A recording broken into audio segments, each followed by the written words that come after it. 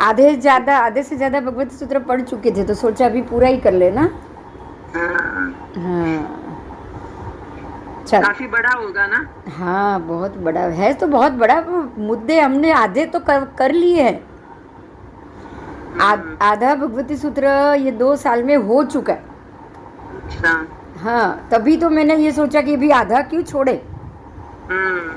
आधा टॉपिक आपको पता है, तो वो उतना तो हम आगे ही जाएंगे ना अभी। हाँ, बराबर है। हाँ, अभी थोड़ी कथा वार्ता ही ज़्यादा बाकी है। तो हर एक हम्म। कथा में से अभी इसमें परमात्मा के 60,000 प्रश्न है, टोटल 60,000। हम्म। हम्म। गौतम स्वामी और भगवान के, वो लास्ट क्लास में वही आया कि हाँ। परमात्मा की जो गणधर भगवंतों ने मूल पाठ तो बना दिए, उन्होंने जो भी चौथ पूर्व आता है 12वें अंग में, बराबर।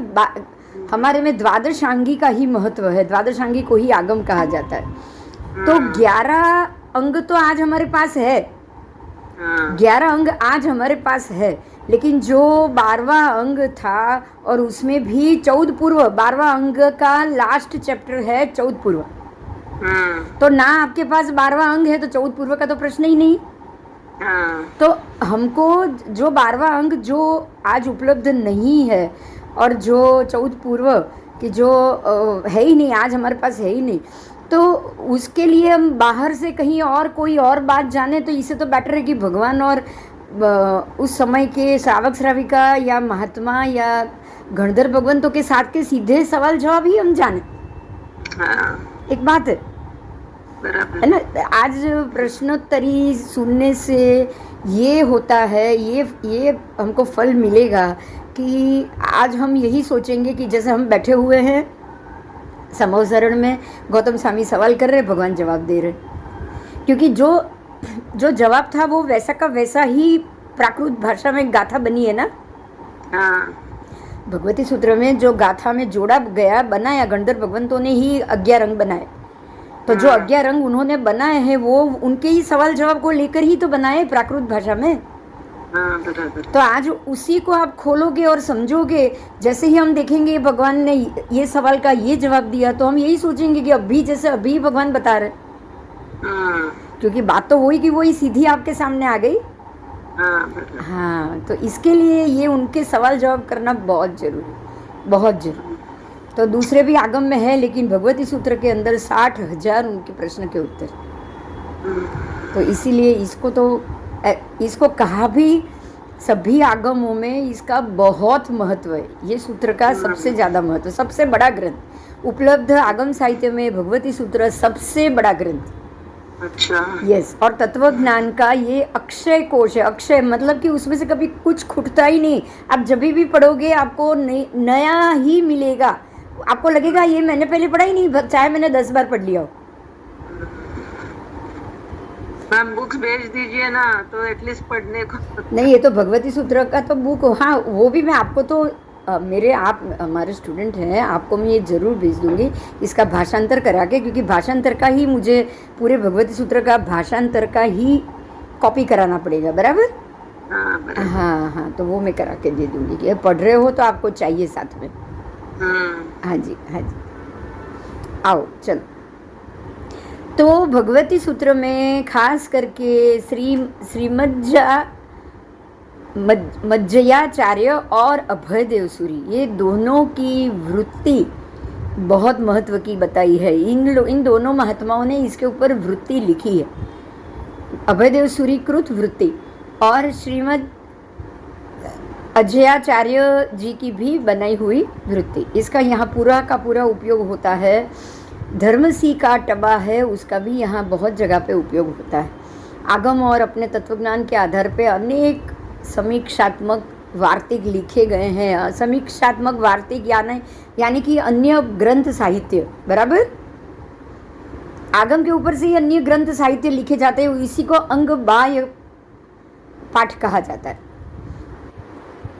भाष्य के लिए आगम सूत्र का उपयोग हुआ है। भाष्य तो हम जानते, चैत्यवंदन भाष्य, देववंदन भाष्य, जो भी 3 भाष्य हैं, वो तीनों भाष्य आगम के ग्रंथ के गाथाओं के ऊपर से ही बनाया गया है। श्वेतंबर दिगंबर परंपरा के भी जो ग्रंथ साहित्य है, जैसे कि श्वेतंबर के तो आप जानते हैं 45 आगम के बाद भी लोक प्रकाश, बृहद संग्रहणी, बृहद क्षेत्र समास, ऐसे बहुत सारे वैराग्य शतक, ऐसे ऐसे बहुत सारे कर्म ग्रंथ, 6 कर्म ग्रंथ के 6 विभाग, ये सारा जो भी परंपरा के जो श्वेतंबर परंपरा के ग्रंथ है वो सारे आगम सूत्र से ही बने हैं।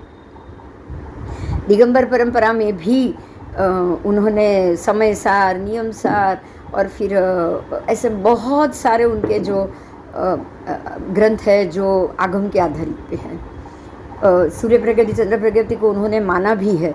उनके ग्रंथों में आपको सूर्य प्रगति के बराबर ही दूसरे 2 ग्रंथ मिलेंगे। उसमें सर्वलोक और पूरे लोक की द्वीप समुद्र प्रगति की तरह पूरा भूगोल उसके अंदर शामिल है। वो भी आपको उनके परंपरा के पाठों में से जरूर मिलेगा। त्रिलोक पन्नति, उसका नाम है त्रिलोक पन्नति।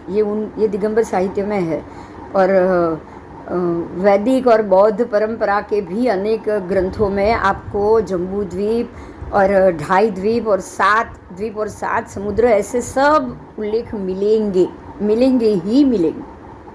वैदिक में भी मिलेंगे? हाँ, वैदिक में 7 पूरा विष्णु को पुराण, मत्स्य पुराण, पूरा ऋषभदेव भगवान, अरे नाभि राजा मरुदेवा माता, उसका पुत्र ऋषभदेव के 100 पुत्र, उसका पहला पुत्र भरत जो पहला चक्रवर्ती बना, और भरत चक्रवर्ती के नाम से ही ये भारतवर्ष का नाम भरत क्षेत्र पड़ा। ये पूरा उल्लेख उनके अंदर है। अच्छा, जो बात यही है, यहाँ तक कि मुसलमानों के साहित्य में भी है, उन्होंने काफिर के नाम में ऋषभदेव को बताया। अच्छा, बात यही है कि जो हमारे जैन साहित्य की हिस्ट्री है या ज्योग्राफी है, शायद आप ये सोचोगे कि ये हुआ थे कि नहीं, ये पता नहीं हुए थे कि नहीं, ये खाली वार्ता हो सकती है, इतना बड़ा शरीर, ये सब हम लोग ऐसा सोच रहे हैं। लेकिन सोचने का तो कोई प्रश्न ही नहीं है, क्योंकि खाली जैन नहीं, बाकी के इतिहास में भी यही नाम के साथ मिल रहा है, इसी नाम के साथ मिल रहा है। उसमें भी जो सगर चक्रवर्ती है उसके 60,000 पुत्र, हम भी जानते सगर चक्रवर्ती अजितनाथ भगवान के वक्त में हुए, और सगर चक्रवर्ती दूसरे चक्रवर्ती है और उसके 60,000 पुत्र थे। तो यही बात आपको तो उनके ये साहित्य में भी मिल रही है, वेद वेदांग सब में मिल रहा है। तो मतलब यही हुआ कि ये हिस्ट्री हो चुकी है। अगर ये हिस्ट्री सच नहीं होती तो क्या हर एक धर्म के साहित्य में यही स्टोरी मिलती? बताओ, नहीं मिलती। सबके साहित्य में एक ही बात है कि भरत चक्रवर्ती के नाम से ही ये भारतवर्ष नाम पड़ा है। और वो ऋषभदेव भगवान के पुत्र थे, ऋषभदेव नाभि राजा के पुत्र थे, और नाभि राजा के पास ये जम्बू द्वीप और 7 क्षेत्र और 7 समुद्र थे। उन्होंने अपने ही बच्चों में इसका बंटवारा कर दिया। अब हम भी ये जानते हैं कि ऋषभदेव ने भी अपने 2 पुत्रों में बंटवारा कर दिया था, एक बाहुबली के और एक भरत, क्योंकि बाकी के 98 ने तो दीक्षा ले ली थी। तो यही सारी चीज हम भी पढ़ रहे हैं, जो हम जानते हैं वही चीज इतिहास बनकर बाकी सारे धर्मों के अंदर भी पड़ा हुआ है। फिर कहाँ से ये गलत होगा बोलो? अगर ये गलत होता तो हमारे एक में ही खाली स्टोरी होती ना, अगर स्टोरी क्रिएट होती तो। गलत तो नहीं है, लेकिन अपना अलग है और उनका स्टोरी अलग है ना। नहीं, स्टोरी देखो, नाम, माता पिता, ये सब एक ही है, जम्बू द्वीप एक ही है। हम लोगों में क्या है कि उसी के अंदर ही पूरा आपके पास वो साहित्य के 1 लाख पेज होंगे, और वो लोग वहां से अटक के अपनी हिंदू परंपरा में चले गए। लेकिन उनकी परंपरा में भी ऋषभदेव जहाँ आ रहे हैं, उनके नीचे की परंपरा, उनके आगे की परंपरा 15, जो हमारे में भी ये जो 15 बोलते हैं ना, उनका पहले आरे में नाभि राजा और उनसे कुलकर, 15 कुलकर की बात हमारे में भी है कि नहीं? आगे ऋषभदेव भगवान के आगे 15 पीढ़ी है, 15 कुलकर की नाम के साथ बताया हुआ है। तो ऋषभदेव भगवान के पहले 15 पीढ़ी थी, जो ये पहले 3 आरा के अंदर, जो पहला आरा, दूसरा आरा, तीसरा आरा में जब कल्पवृक्ष थे, तब युगलिक में ये पीढ़ी थी। और वो लोग भी वही बता रहे हैं आगे आगे की पीढ़ी ऋषभदेव भगवान, उसके बाद की पीढ़ी, उसके बाद कृष्ण भगवान तक, नेमनाथ भगवान तक, सब बात आ गई। तो कौन सी बात, इतिहास ही तो बता रहे हैं सब, जो हुआ है वही बता रहे हैं ना हर एक धर्म में। हाँ, तो ये बात तो हुई है, हमारे लिए तो ना विश्वास करने की भी बात नहीं है, क्योंकि खाली हम नहीं, सारे धर्म ये बोल रहे कि ये हुए है। बोलो। बराबर। हाँ, हमारे में ये ब्रह्मा विष्णु महेश, उनके बाद कौन हुए, कौन से राजा हुए, जैसे भृगु राजा कब हुए, जैसे ये भागीरथी राजा, ये सब की बात आ रही है ना, हिमालय पर्वत, पार्वती, ये सब हमारे में नहीं आएगा, क्योंकि ये पूरा जैन धर्म और जैन धर्म के प्रणेता और उनके आसपास का विवरण आ रहा है। लेकिन उन लोगों में हमारे ये तीर्थंकर परमात्मा राजा का नाम, भरत राजा का नाम आना भी बड़ी बात नहीं है क्या? चलो, हम लोग तो उनके एक भी नाम लेकर नहीं बैठे हैं। बराबर। आप ये सोचो, तो भरत राजा पहले चक्रवर्ती थे, इसीलिए भारतवर्ष में भरत चक्रवर्ती बने। भरत चक्रवर्ती पहले होते हैं, ऐरावत क्षेत्र में ऐरावत चक्रवर्ती पहले होते हैं, तो चक्रवर्ती के नाम से ही ये क्षेत्र का नाम पड़ता है।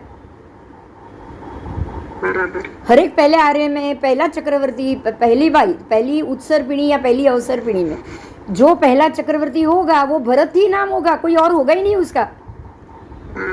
हर एक उत्सर पीढ़ी में भरत ही नाम से आएंगे वो। और आदिनाथ ही परमात्मा होंगे पहले, नाम ही आदि है ना, करने वाले, आदि का मतलब करने वाले, शुरुआत करने वाले। तो ये चीज को हमें अगर अलग अलग बौद्ध और वैदिक संप्रदाय, अगर मुसलमान संप्रदाय, वो लोग अगर अपने साहित्य में ये नाम लिख रहे हैं, ये नाम से बता रहे हैं कि भरत क्षेत्र का सबसे पहला चक्रवर्ती भरत राजा, उसका पुत्र ऋषभदेव, उसका पिता ऋषभदेव और मरुदेवा माता, और उसके दादा नाभि राजा, अगर आपके पास ये सारी चीज़ अगर आ रही है ना, अगर ये सारी चीज़ आ रही है ना, तो आपको ये समझने पे मजबूर होना ही होना है कि ये जो हमारी जो हिस्ट्री है वो सनातन 100% सच। समझ में आई? हाँ, इससे भी आपका सम्यकत्व दृढ़ होता जाएगा। अन्य धर्मों की तुलना देखोगे ना तब भी।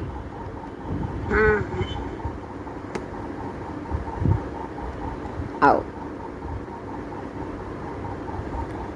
ठीक है, चलो तो आगे। अब यहाँ पे एक और एग्जाम्पल दिया है, जैसे कि चरक संहिता के अनुसार गर्भस्थ शिशु को रक्तवाहिनियों से पोषण प्राप्त होता है। माँ के गर्भ में अगर बच्चा हो तो माँ की रक्तवाहिनियों से बच्चे की रक्तवाहिनी जुड़ी होती है और के थ्रू, बराबर, और उसी से ही वो बच्चा पोषण प्राप्त करता है और पलता है, बड़ा होता है, अपना शरीर बनाता है। गर्भ में नाभि में, गर्भ की नाभि से लेके माँ की नाभि में ये नाड़ी लगी हुई होती है, बराबर। तो अब नाड़ी में अपरा लगा हुआ होता है। यहाँ एक और चीज़ अब जानो, नाड़ी में अपरा लगा हुआ होता है और ये अपरा का संबंध माँ के हृदय के साथ होता है। किसके साथ होता है? माता के हृदय के साथ लगा होता है ये अपरा का जोड़। ये जो जोड़ है, जैसे एक नाड़ी से दूसरी नाड़ी अगर जुड़ जाए ना, तो उसकी हार्ट बीट आप सुन सकते हो। और आपकी हार्ट बीट वो सुन सकते हैं। आप खाली वो स्टेथोस्कोप लगाओ तो वो भी नाड़ी है और कान में लगाओ तो आप सामने वाले के हार्ट बीट सुन सकते हो कि नहीं? तो ये अपरा ही हो गया ना, जॉइंट जो हो गया वो हो गया कि नहीं?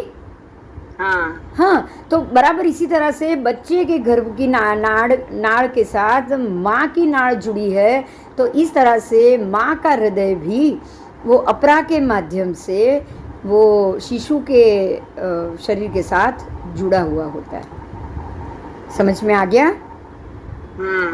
हाँ, तो ये इस तरह से हमें ये भगवती सूत्र के सार को भी हमें अपने हृदय के साथ ऐसे जोड़ लेना चाहिए। क्योंकि जो व्यक्ति, अगर कोई भी व्यक्ति आगमों का सांगोपांग ज्ञान अगर प्राप्त करना चाहता हो, समझिएगा, अगर आपको आगम का पूरा ज्ञान चाहिए तो उसको आगम की व्याख्या, उसकी भाष्य, उसकी टिप्पणी और उसके सारे युक्त जितने भी संस्करण उसके साथ बने हुए हैं या उसके साथ जुड़े हुए हैं, वो सबका अनुशीलन उसको करना चाहिए। करना चाहिए कि नहीं? हाँ, क्योंकि केवल अनुवाद में जो अभिव्यक्ति होती है वो कथ्य की गहराई को पकड़ने के लिए पर्याप्त नहीं होता है। होता है क्या, बताओ? नहीं, बराबर डेप्थ में नहीं जा सकते। हाँ, खाली अनुवाद से आप डेप्थ में नहीं जा सकते हो, लेकिन आप अगर अपने हृदय के तार को अंदर परमात्मा की जो समझ है, जो बताने की रीत है, या परमात्मा खुद है, उनके साथ अगर आप आपके हृदय का तार जोड़ दोगे ना, तो यही भाषांतर आपको सब कुछ बता देगा। तो ये हृदय का तार जोड़ने का अपने आगम की भाषा में क्या शब्द हो सकता है, बोलो? आपको ये आगम कैसे सुनना चाहिए, ये क्या बताना चाहते हैं?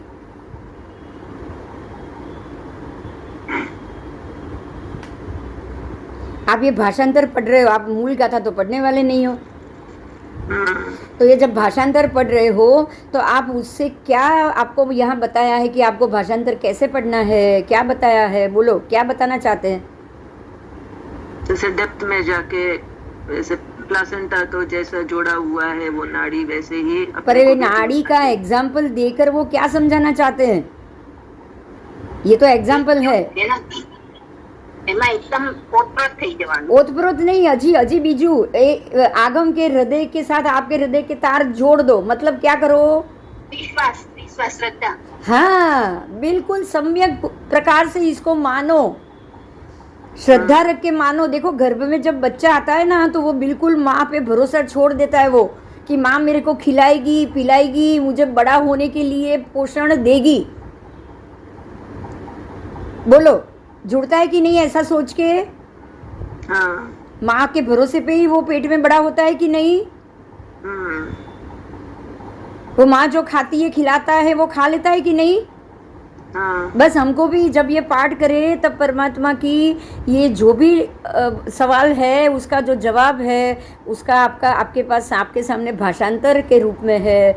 वो भाषांतर को आपको उसी विश्वास से ग्रहण करना चाहिए जिस विश्वास से एक माँ अपने बच्चे को अपने गर्भ में धारण करती है और वो बच्चा अपनी माँ पे भरोसा करता है। बात समझ में आई? हाँ। आई, क्योंकि हमको भी अपने हृदय के तार को परमात्मा की हृदय के तार मतलब उनकी वाणी से जोड़ देना है। हमें अपनी बुद्धि को उनकी वाणी के साथ जोड़ देना है। समझ में आया? हाँ। तो इसमें क्या करना है पता है? जब वो सेंटेंस सामने आता है ना, तो ये ऐसा क्यों लिखा है, ऐसा नहीं लगता है कि ऐसा होना चाहिए, ये दिमाग में नहीं आना चाहिए। वो जैसा है वैसा उसको एक्सेप्ट करना है, जो लिखा है वो एक्सेप्ट करना है।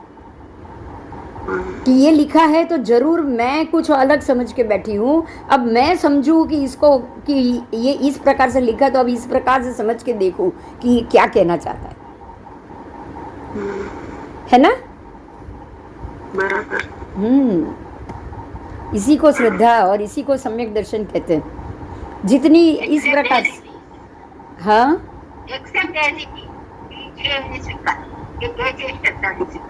नहीं सीधू एक बात है कि अरे आपको पता है, आप जानते हो, लोग जानते कि नहीं पता, आपको तो पता है भगवान केवली हो चुके हैं और केवली को कुछ भी उल्टा सीधा बोलने की जरूरत है ही नहीं।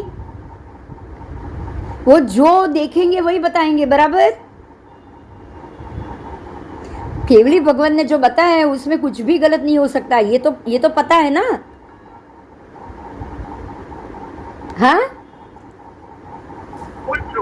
हाँ, तो अब अगर नहीं समझ में आ रहा है, मेरी समझ में कम आ रहा है, तो मुझे अभी क्या और जानने की जरूरत है उसकी चिंता करनी। समझ में आया? तब हमको ये सोचना है कि मेरे पास अभी भी इसके लिए कौन सी कड़ी छूट रही है। आओ, तो यहाँ पे आपको केवल अनुवाद वाले संस्करण करने से अगर आप आत्मा से नहीं जुड़े, अगर आप हृदय के से उसके तार के साथ नहीं जुड़े, तो ये आपको ठीक तरह से समझ में नहीं आ सकता है। यहाँ और दो बात बताई है। पहली बात ये है कि सामान्य पाठक का उद्देश्य ग्रंथ की विषय वस्तु से परिचित होना होता है। पहली बार अगर कोई इसको पढ़ेगा तो यही सोचेगा ना कि इसमें क्या लिखा है, मैं जानूँ तो सही।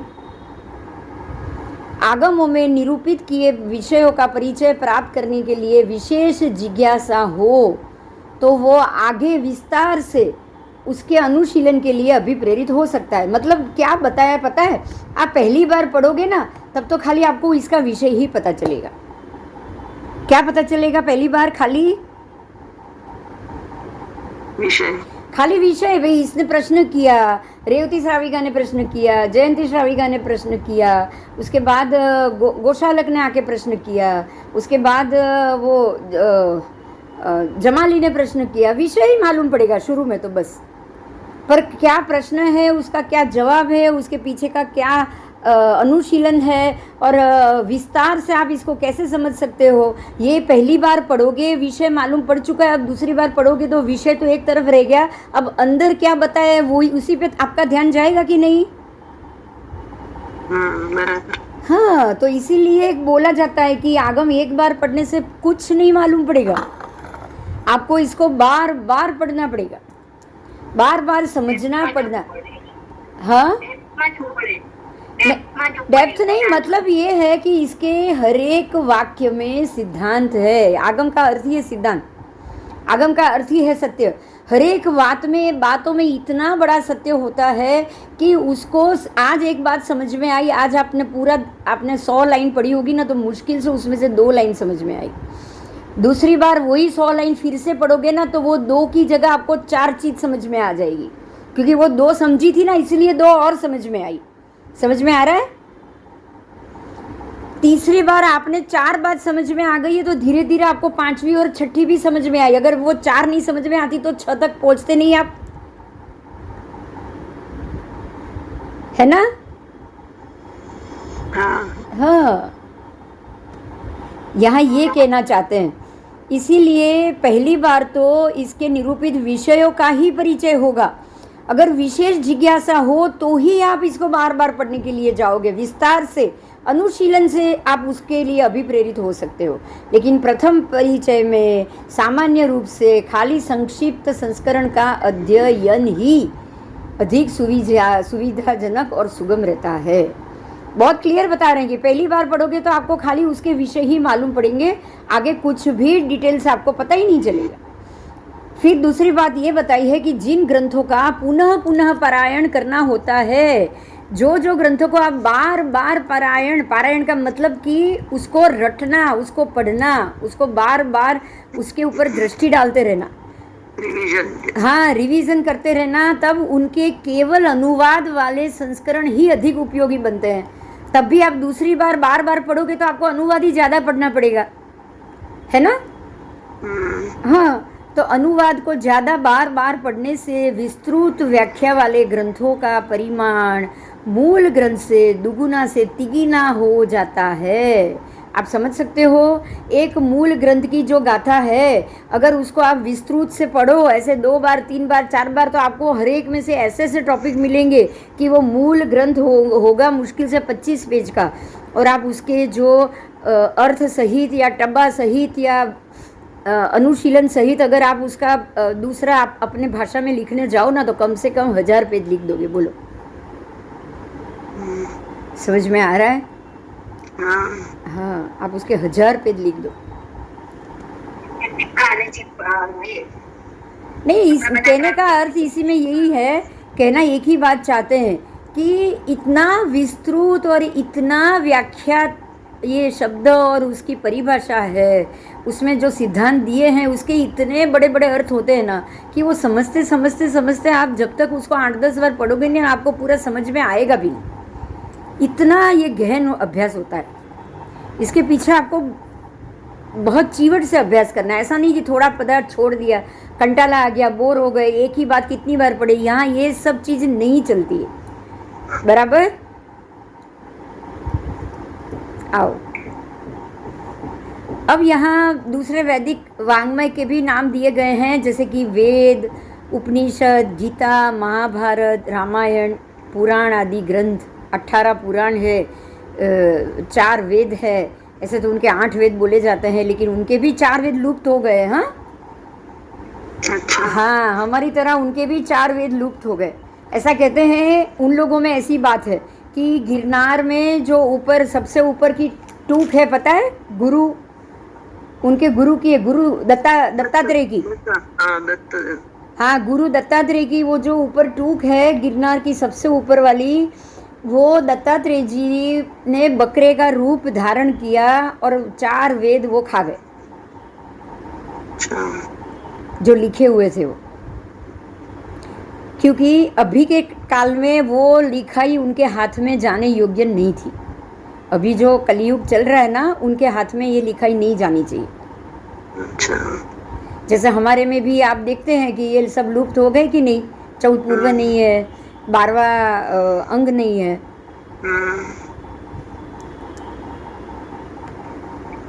वो भी नहीं, पर इन्होंने भद्रभाऊ स्वामी ने क्यों, भद्रभाऊ स्वामी ने क्यों रोक दिया पढ़ाना? क्योंकि ये तो स्थूलीभद्र है। आज खाली शो के लिए वो सिंह बने, कल सचमुच में सिंह बन के लोगों को मारने चले जाए तो क्या हो? समझ में आ रहा है? हाँ, कल को किसी को भी गुस्सा आ गया और पूरा का पूरा वो तेजोलेशिया जैसी का उपयोग करके पूरा का पूरा शहर या नगर जला दे तो क्या करो आप? बराबर ना? हाँ, इसलिए सारी आज भक्तामर की बाकी की खाली 5 गाथा वो सगरम की छोड़ी है। बाकी की 27 में से बाकी 22 गाथा को क्यों जमीन में दाट दिया या अदृश्य कर दिया? क्यों? यही कारण है, क्योंकि देव आ जाते थे वो गाथा बोलने से। दूर उपयोग करता था। हाँ, और आप जो काम बोलो वो करते थे वो देव आके। अभी ऐसा काल ही नहीं है कि ऐसी कोई पवित्र चीज़ों को आप देवों को बुला के आप उसका पवित्र उपयोग करा सको। बराबर?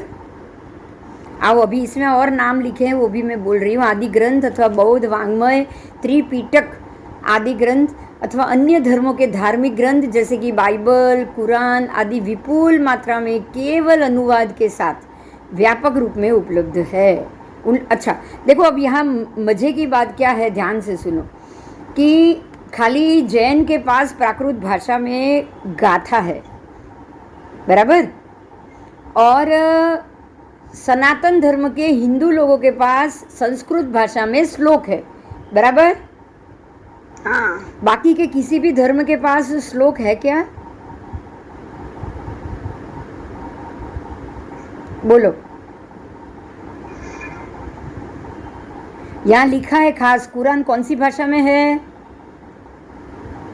मुस्लिम लिपि में ना? अच्छा, बाइबल कौन सी भाषा में है? इंग्लिश में। तो ये तो अभी की भाषा है ना? इसका अर्थ है इनका मूल तो है ही नहीं कुछ। इन लोगों का मूल में अगर कोई गाथा पाठ हो या कुछ मिले तो उनका धर्म पुराना हुआ। आज हिंदू धर्म के पास, सनातन धर्म के पास वेद वेदांग और उसकी गाथाएं है ना, गीता की श्लोक है, तो ये पुराना हो गया साबित। हमारे पास अपनी गाथाएं हैं प्राकृत भाषा में, हम तो उससे भी पुराने साबित हो गए। तो बाकी के धर्म में क्यों नहीं है? क्योंकि वो लोग पहले है ही नहीं, वो पहले थे ही नहीं, बराबर। उनके कोई ऐसे धर्मगुरु थे ही नहीं कि जब ये संस्कृत चल रहा था, जब ये प्राकृत चल रहा, तब ये धर्म ही नहीं थे। बहुत क्लियर बात है, समझ में आ गई ना? जैन आगम वाङ्मय का केवल हिंदी या इंग्लिश अनुवाद व्यापक रूप में उपलब्ध नहीं है, क्योंकि जैन आगम का पूरा वाङ्मय जो भी है वो सिर्फ और सिर्फ प्राकृत भाषा में। इसीलिए इसका परिणाम ये आया कि आज आगम वांग्मय में उपलब्ध जैन धर्म, जैन दर्शन, जैन संस्कृति आदि के विषय में व्यापक रूप में लोग नहीं जानते, खाली महात्मा जानते हैं, बाकी हम लोगों को आगम क्या है वो पता तक नहीं है। बोलो, पता तक नहीं है। सोचो, कहीं कहीं ऐसा लग रहा है कि शायद जरूरी होगा तभी ऐसा हुआ होगा। बराबर बराबर बराबर। हाँ, कुछ तो होगा आगम पाठों में कि जिसको श्रावक नहीं पढ़ सकते, नहीं तो ऐसा होता नहीं ना। उनके लिए भी गाथा होती कि नहीं, पर वो हमारे लिए नहीं है, वो खाली महात्मा के लिए है। तो उसके पीछे भी बड़ा कारण होगा भाई, बिना उसके तो ये होगा ही नहीं ना। तभी जब भगवान थे तभी आपको तब पता होगा ना। हाँ, नहीं, जब भगवान थे तभी भी तो गाथार्थ ही होता था ना, मौखिक ही होता था ना। भगवान के जो शिष्य बनते थे उनके पास ही था। देखिए, अब ये इसका जवाब बहुत बढ़िया से आप जान सकते हो। ध्यान से सुनो, जब भी परमात्मा का, महावीर स्वामी का केवल ज्ञान होने के बाद समवसरण रचा गया ना, तो पहले दिन तो खाली देव और देवी ही आए, मनुष्य तो कोई नहीं आया। पहली देशना फेल गई। दूसरी देशना में गौतम स्वामी आए, वेद पाठी आए। जैन तो कोई था ही नहीं कि जैन आता, जैन तो कोई था ही नहीं, समवसरण था। ऐसा तो नहीं थे कि नहीं थे, क्योंकि पार्श्वनाथ भगवान तो 250 साल पहले ही हुए थे, इसलिए जैन तो होने ही चाहिए। पर ये समवसरण में कोई नहीं आया। बराबर, समवसरण में कोई नहीं आया। पर एक बात ध्यान से ये सुनने जैसी है कि अगर लिखाई होती ना हमारे तब भी, तो गौतम स्वामी खाली वेद नहीं, हमारे भी शास्त्र पढ़ के आए होते। बराबर, अगर आगम लिखने की परंपरा पहले होती तो, आगम लिखने की परंपरा परमात्मा के सबके 24 भगवंतों के जाने के बाद ही हुई है लिखने की परंपरा, नहीं तो मौखिक ही जाता था सबको, शिष्य परिवार को ही जाता था। गौतम स्वामी खुद कहीं ना कहीं से तो आगम और उसके भाषांतर या कुछ तो उन्होंने पढ़ा होता कि नहीं, पढ़ा ही होता।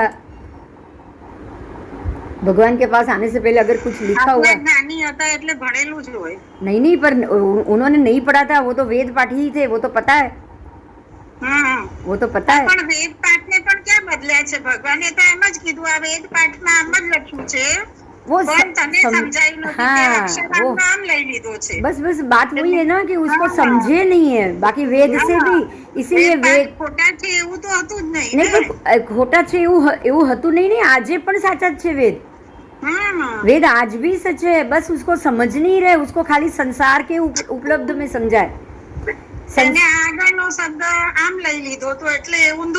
हाँ, आपने उसको संसार की उपलब्धि के लिए ही उपयोग में लिया है, मोक्ष की उपलब्धि के लिए उपयोग में ही नहीं लिया है। बाकी जो आज अब है ना, अधिक महीना आएगा इन लोगों का, उसमें पुरुषोत्तम अध्याय आप जरूर पढ़ना। 12 या 15 ही गाथा है, लेकिन वो 15 गाथा पूरी मोक्ष के लिए ही है। वो जो 15 गाथा है ना, वो राग और द्वेष रूपी मूल को कैसे हटाना है, संसार के मूल संस्कार है। संसार एक वृक्ष है और वृक्ष के मूल है राग और द्वेष, पूरा यही समझा है। तो अगर आप वो पढ़ोगे ना, तो आप वही जानोगे कि भी वितराग दशा कैसे आएगी। खाली वितराग दशा के लिए ही वो पुरुषोत्तम अध्याय है, उसका नाम ही पुरुषोत्तम अध्याय, 15वां अध्याय गीता का। तो गीता के अध्याय में भी मोक्ष कैसे हो या क्या हो वो पूरा लिखा हुआ है। अब आपको जो समझना है आप समझ लोगे, तो फिर सबको मिलेगा ही नहीं ना। आओ, तो जैन आगम वांग्मय का केवल हिंदी अंग्रेजी अनुवाद व्यापक रूप में उपलब्ध नहीं है। इसका परिणाम ये आया है कि आज आगम वांग्मय में उपलब्ध जैन धर्म, जैन दर्शन, जैन संस्कृति आदि के विषय में व्यापक रूप में लोग नहीं जानते। औरों की तो क्या बात, हमारे जैन साधु साध्वी और श्रावक श्राविका भी उससे व्यापक रूप से। तो यहाँ पे सुगम, सरल और संक्षिप्त संस्करणों को अगर व्यापक रूप में उपलब्ध कराया जाए, तो विश्व में जैन धर्म, जैन दर्शन और जैन संस्कृति आदि का हम बहुत ही शीघ्र प्रचारित और प्रसारित कर सकते हैं। और ये विश्वास हमें जरूर है कि जैन सिद्धांत अन्य सिद्धांतों की तुलना में अधिक बुद्धिगम्य, तर्क संगत, युक्ति संगत और वैज्ञानिक होते हैं। इसीलिए समग्र जैन समाज के लिए ये चिंतन अपेक्षित है कि हम यदि हम भगवान महावीर के सिद्धांतों को विश्व में अधिक से अधिक प्रचारित करना चाहते हैं तो हमें उनकी वाणी को युगीन भाषाओं, हिंदी, अंग्रेजी आदि में भी उपलब्ध कराना होगा। और शायद यही कारण है कि ये स्थानकवासी संप्रदाय में उन्होंने आगमों को श्रावक पढ़ सके उस हिसाब से बनाया है। आपको ये पता होगा जो आगम 32 है वो श्रावकों के लिए बनाई गई है, मालूम है आपको? आप कौन जानता है ये बात, बोलो। हाँ, नहीं जानता। उन्होंने जो आगम 32 बनाई आज से बहुत साल पहले बनाई है, आज नहीं है ये, लेकिन वो पूरा सेट श्रावकों के लिए बनाया। Question answers book, open book exam की तरह।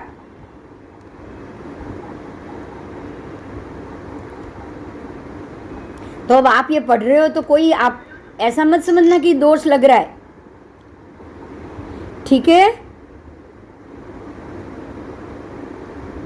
मेरी बात आई समझ में? हाँ, અરે આપણા માટે એ લોકોએ મૂળ ગાથા થોડી તમે વાંચી રહ્યા છો, તમે મૂળ ગાથા બી નથી વાંચી રહ્યા. એ લોકો શ્રાવકોને ભણવા માટેના એ લોકોએ આખું એની ભાષા જેવી રીતે સેન્ટેન્સની ભાષા બનાવી દીધી છે. ગાથાને જ એવી રીતે સેન્ટેન્સમાં બનાવી દીધી છે પ્રાકૃત ભાષામાં કે તમને એને મોડિફાય કર્યું છે. સમજાય છે હું શું કહેવા માંગુ છું? એ 4 લાઈનની ગાથા હોય એનું તમે સેન્ટેન્સ, એક આખું સેન્ટેન્સ બનાવો તો એ મોડિફિકેશન થયું કે નહીં? મને જવાબ નથી મળતો કોઈનો. હા,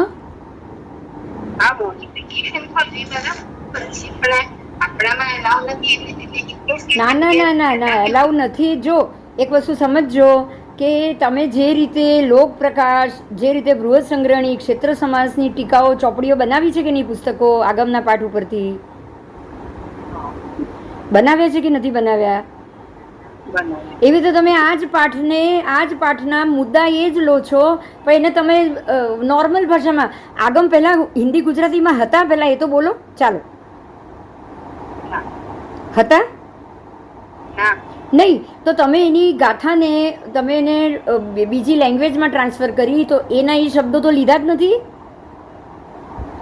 જો તમે એના સેમ શબ્દ નથી લઈ રહ્યા અને એને તમે બીજા સેન્ટેન્સની અંદર આખી ગાથાનું જ પ્રાકૃત હોય તો પ્રાકૃતમાં જ સેન્ટેન્સ, સંસ્કૃત હોય તો સંસ્કૃતમાં જ સેન્ટેન્સ,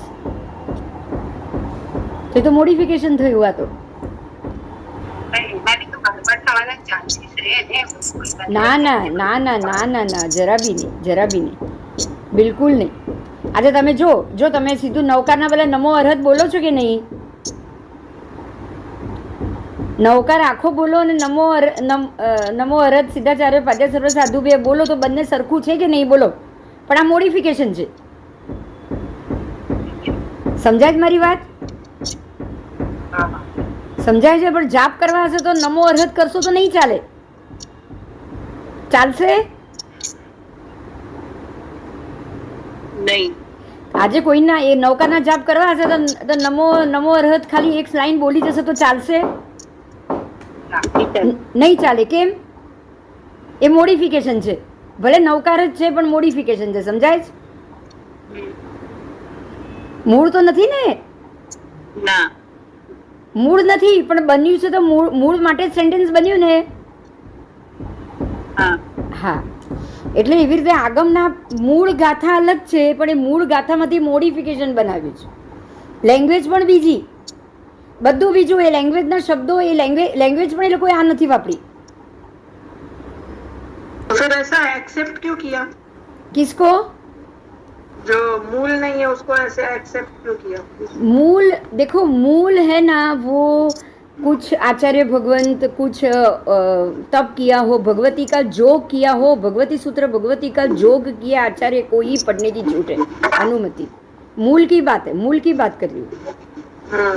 पर अभी सारे आचार्य भगवंत 20-22 साल की आचार्य पदवी के बाद जब भगवती का जोग करे उसके बाद ही बाकी के आगम और सब पढ़ सके, तो फिर कोई पढ़ेगा ही नहीं ना। ऐसे यहाँ तक तो कोई सारे साधु पहुंचेंगे भी नहीं, तो क्या करेंगे बताओ।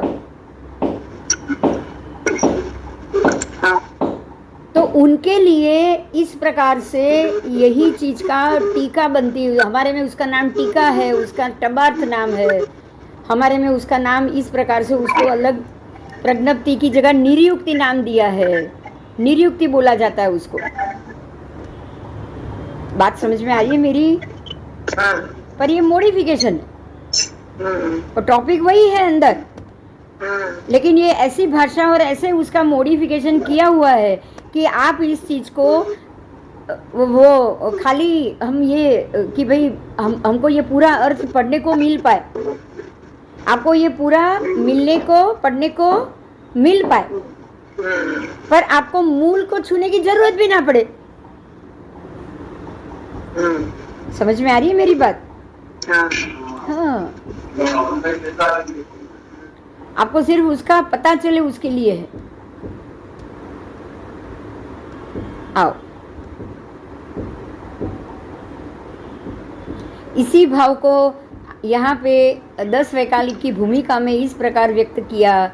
आजकल जनसाधारण में ठोस साहित्य पढ़ने की अभिरुचि कम है।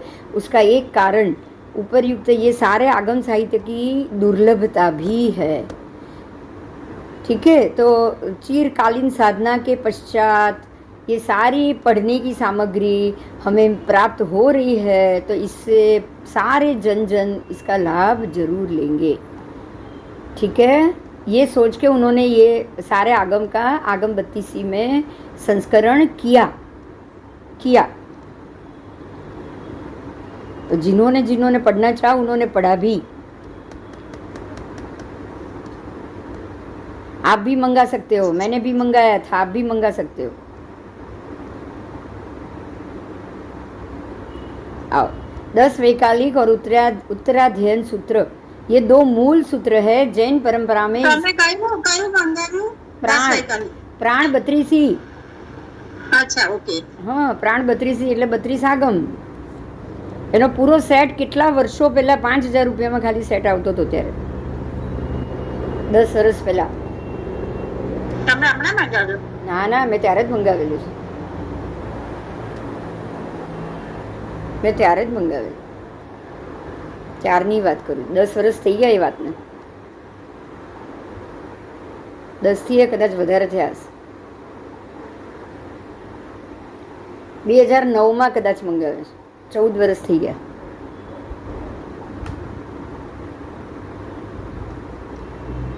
तो 10 वैकालिक और उत्तराध्ययन सूत्र, ये दोनों मूल सूत्र है जैन परंपरा में। इसका अध्ययन, वांचन, मनन बहुत बहुलता से ज़्यादा प्रमाण में होता है। भगवान महावीर स्वामी की 25वीं निर्वाण शताब्दी के अवसर पर इसका अध्ययन मनन अधिक मात्रा में हो, ये अपेक्षित है। इस अपेक्षा को ध्यान में रखकर केवल अनुवाद की ग्रंथमाला पाठकों के सामने प्रस्तुत की जा रही है। मतलब इन लोगों ने ये कब किया? जब 25वीं निर्वाण शताब्दी आई, तब 2500 वर्ष हुए थे, तब इन्होंने ये इसको बाहर निकाला था। समझ में आया? हाँ, भगवान महावीर की सर्वजन हिताय जन भाषा में प्राकृत में प्रादुर्भूत वाणी को वर्तमान जन भाषा में श्रृंखलाकार प्रस्तुत करते हुए ये सारा आगम कोश आप सबके सामने उन्होंने रखा है।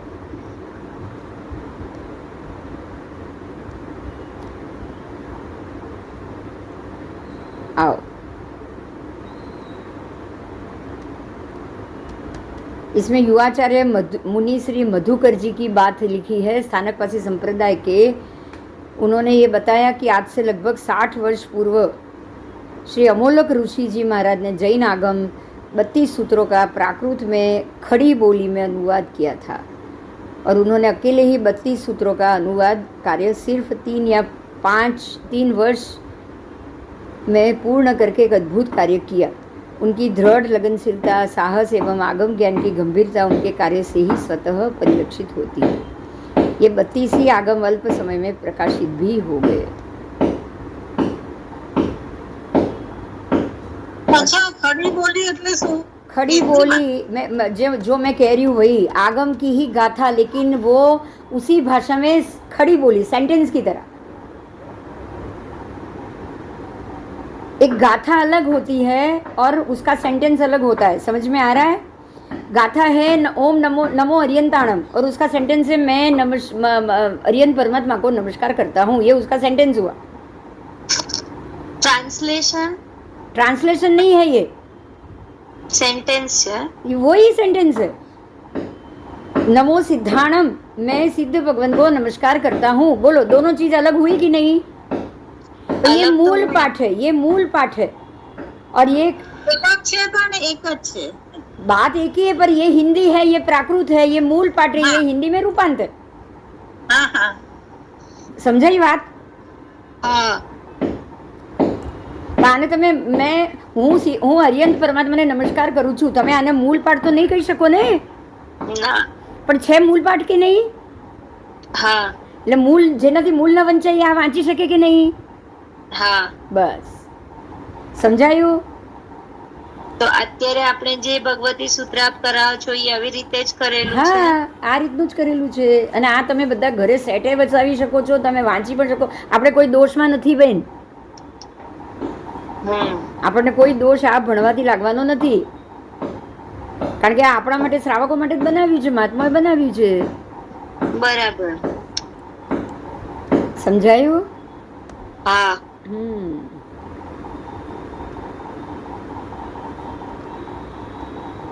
आओ,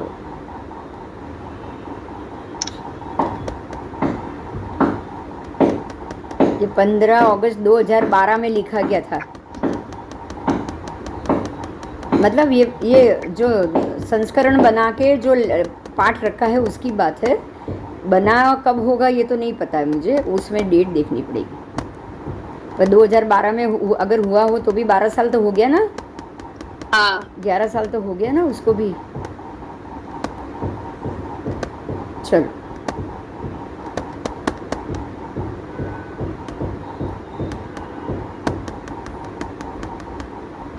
एक ही पहला ही भाग 500 पेज का है। बोलो,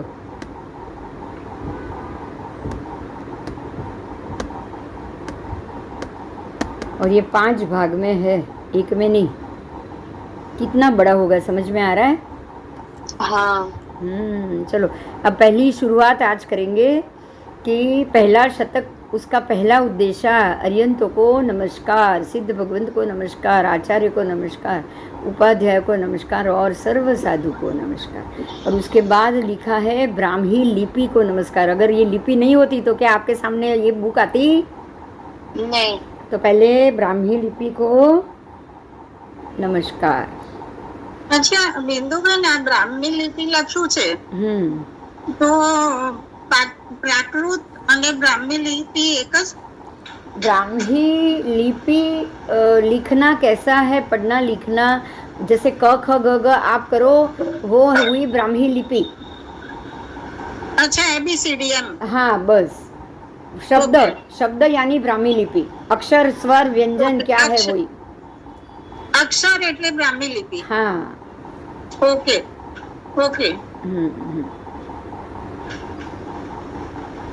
અને એ છે ને, એ લિપિમાં લખેલા નૌકાર પાલીતાણામાં આગમ મંદિરમાં છે। હા, નૌકાર લખેલા છે। હા છે, છે। આપણે જે બોલીએ લખીએ, હા, એ બ્રાહ્મી લિપિ જ કહેવાય ને। તમે અક્ષર એટલે તો બધી જ ભાષામાં અક્ષર તો આવવાના જ છે ને। હા, પણ એટલે એની ABCD એટલે બ્રાહ્મી લિપિ કહેવાય। हाँ हाँ, ओके, बराबर। तो पहले शतक में 10 उद्देशक है, उसमें प्रश्नोत्तर भगवान के हैं। वो 10 सब्जेक्ट पे प्रश्न है। पहला सब्जेक्ट है चलमान चलित, वो तो हमने एक बार कर भी लिया, पहले भी किया, आपको पता है। जो चल रहा है वो चला हुआ ही मानना है। फिर दूसरा ही है दुख, दुख क्या है। तीसरा है कांक्ष्य प्रदोष, मतलब कि इच्छा और अपेक्षा कितना दोषी है। चौथा है कर्म प्रकृति। पांचवा जो उद्देशक है वो है पृथ्वी। छठा उद्देशक है वो यावान। सातवां है वो नैरिक मतलब नारकी के जीव। आठवां है बाल। नौवां है गुरुक और 10वां है चलमान चलित। अब ये सारे 10 उद्देशक को एक के बाद एक अब देखना है। सबसे पहले उस काल और उस समय में राजगृह नगर का नाम का नगर था। सबसे पहले आपको जो आया है सबसे पहला, उसमें राजगृही नगर का वर्णन, राजगृही नगरी। और राजगृही नगरी में के बाहर, नगर के बाहर ही समोसरण रचता था पहले, और नगर के बाहर ही कोई चैत्य रहता था, मंदिर रहता था, उसके अंदर ही परमात्मा या फिर साधु भगवंत आके ठहरते थे। तो वहाँ श्रेणिक राजा और उसकी पटरानी थी चेलना उनकी पटरानी थी। और गौतम परमात्मा महावीर के रिलेशन में थी, उनकी मासी होती थी, बराबर ना? पता है ये? हाँ हाँ हाँ, श्रेणिक राजा ભગવાનના માસા થતા હતા। શ્રેણિક રાજા ભગવાનના માસા? હા, કારણ કે એમની પત્ની ચેલના અને પરમાત્માના માં ત્રિશલા બંને બહેનો, સગી બહેનો, ચેડા રાજાની દીકરીઓ બંને। ઓકે। ચેડા રાજાની 7 દીકરી અને જે એમના મોટા ભાઈની વહુ પણ આની જ બેન।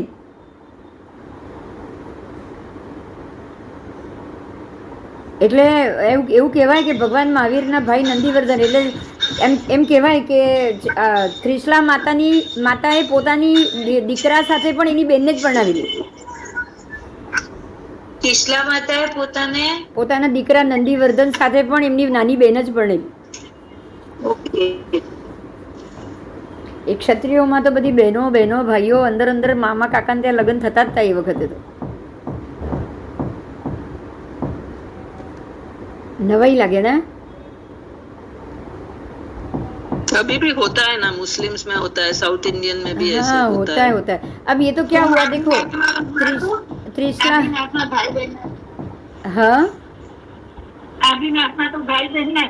हाँ, ये आदिनाथ भगवान वखते तो जोड़ा जे आवता जन्म ते ज परણતા। हाँ, ये ज परણતા ने। चल,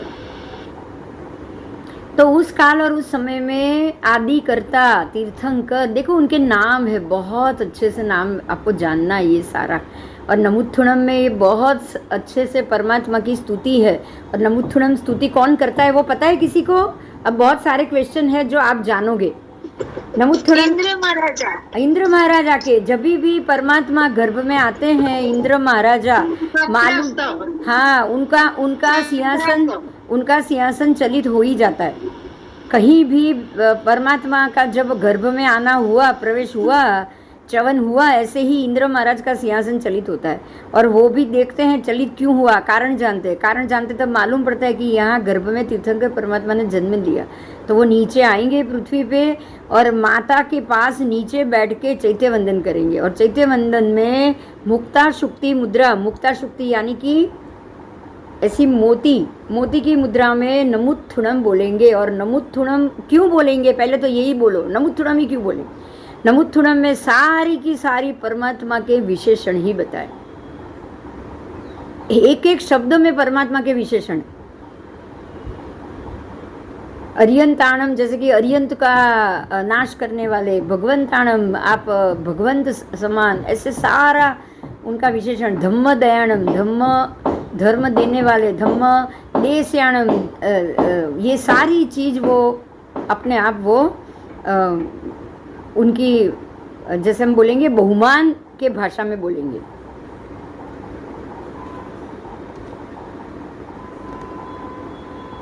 बराबर?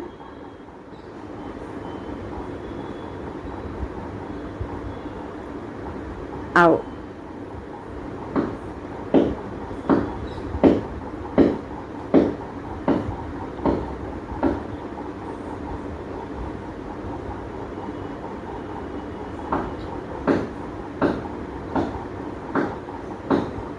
तो यहाँ पे विशेषण है, मैं बोल रही हूँ स्वयं संबुद्ध, हम बोलते हैं ना स्वयं संबुद्धाणम, पुरुषोत्तमाणम, तो वो पुरुषों में उत्तम, पुरुष सिंहाणम यानी कि पुरुष, ये पूरा नमुत्थुणम है यहाँ पे, आदि करता, प्रवचन के आदि करता, नमुत्थुणम,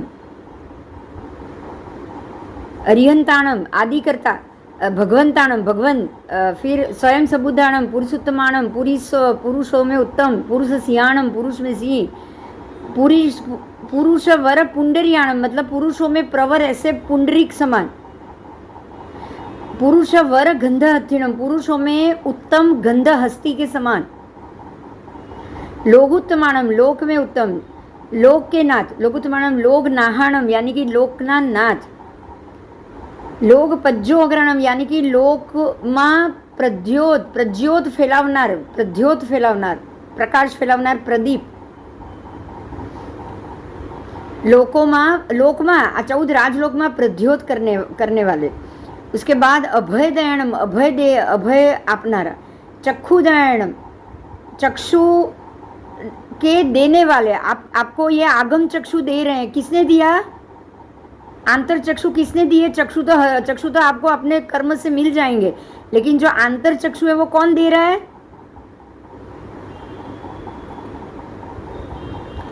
आप अलग चक्षु से देखते हो ना सारी स्थिति को, परमात्मा ना।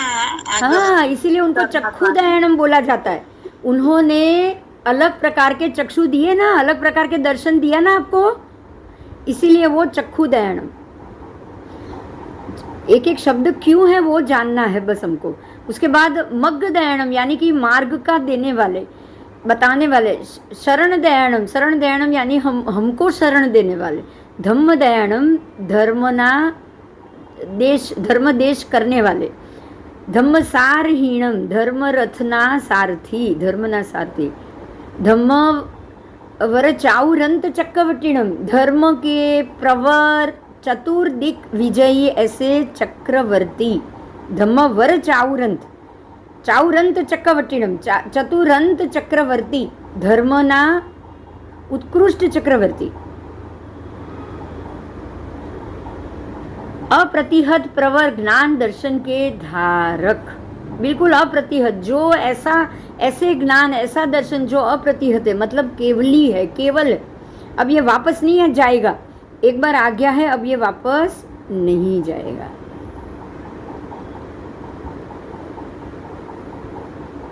ठीक है। फिर निरावरण मतलब बिल्कुल आवरण रहित, ऐसा ज्ञान, ज्ञाता ज्ञान देने वाले, बुद्धाणम बोहयाणम बुद्ध स्वयं बुद्ध और बोध देने वाले, मुक्ताणम मोहयाणम जो खुद मुक्त हो चुके और हमको मुक्त कराने वाले, सर्वज्ञ है, सर्वदर्शिणम सर्वदर्शी है वो, शिवम अयलम शिवम जो शिव है, जो एक जगह पे हमेशा के लिए स्थिर हो चुके हैं, जो कल्याणकारी हो चुके हैं, अचल है, अब ये वहाँ से हिलने वाले नहीं।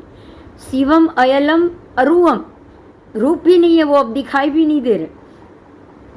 अनंतम वो बिल्कुल अनंत समय के लिए वहाँ पहुँच चुके। अक्षय अब ये कभी भी क्षय नहीं होगा, उनके स्थान से वो कभी क्षय नहीं होंगे। अव्याबाद कोई बाधा अब उनको नहीं आएगी।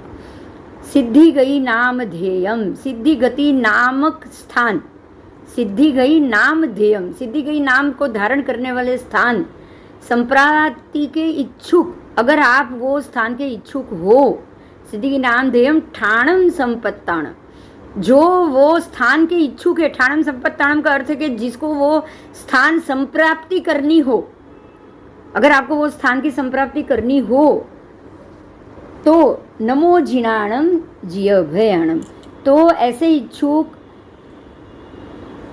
हर एक श्रावक श्राविका से लेकर श्रमण भगवंत महावीर के तक क्रम अनुसार विचरण, ग्रामानुग्राम घूमते रहने से, परिव्रजन करते रहने से, सुखपूर्वक विहार करते रहने से, राजगुरु नगर के गुण शैलक चैत्य है वहाँ ऐसे तीर्थंकर परमात्मा पधारे हैं। समझ में आया? यहाँ नमुत्थुणम कहने का क्या मतलब है, बोलो।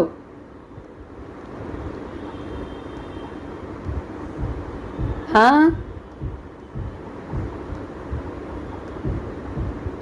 परमात्मा की व्याख्या करनी है तो नमूथुरम के अलावा कोई शब्द नहीं है क्या? ना। हाँ, उसके अलावा कोई शब्द नहीं है। आपको भी पता चले कि इंद्र भगवान स्तुति कर रहे हैं जब गर्भ में आते हैं, आपको रोज करनी है। आपको कहाँ करनी है ये रोज?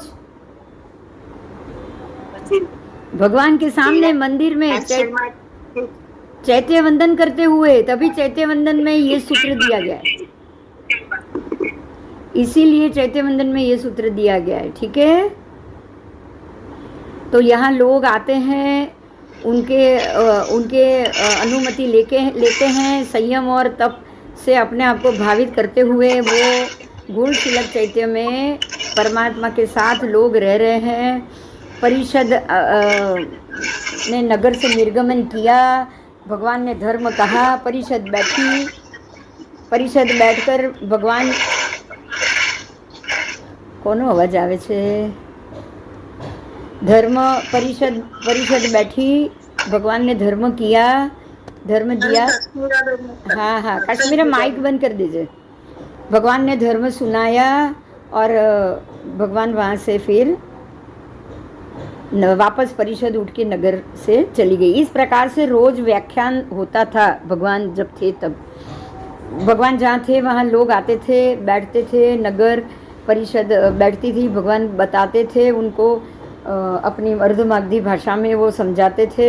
तो अर्धमागधी भाषा में भगवान के शब्द को जो व्यक्ति अपनी भाषा में सब समझ जाते थे, यानी कि पक्षी को अपनी बोली में समझ आ जाता था, देव देवी को अपनी भाषा में आ जाता था, प्राणियों को अपनी अपनी बोली में वो समझ में आ जाता था। उस काल और उस समय में हाँ લખ્યું છે ને ગુણ શીલક ચૈત્ય, તો ભગવાનની દેશના તો પછી વિહાર કરતા હોય ત્યાં બધે અલગ અલગ રચાય ને, અલગ અલગ ચૈત્ય તો હોય જ ને, સમો શરણ રચાય જ્યારે ગુણ શીલક ચૈત્ય જ કહેવાય બધા. નહીં, એવું નથી, અલગ અલગ ચૈત્યના નામ પણ આવશે તમને. અચ્છા, ઓકે. હા, એવું નથી કે આ જ આવે, દરેક જગ્યાના જે નામ હોય એ પ્રમાણે નામ આવે. आओ, तब उस काल में, उस समय में श्रवण भगवान महावीर के ज्येष्ठ, सबसे बड़े, ज्येष्ठ का मतलब है सबसे बड़े, सामने ही देखो लेफ्ट में, ज्येष्ठ अंतेवासी गौतम सगोत्र, उनका ये गोत्र था गौतम स्वामी का। हाँ, बाकी नाम था इंद्रभूति।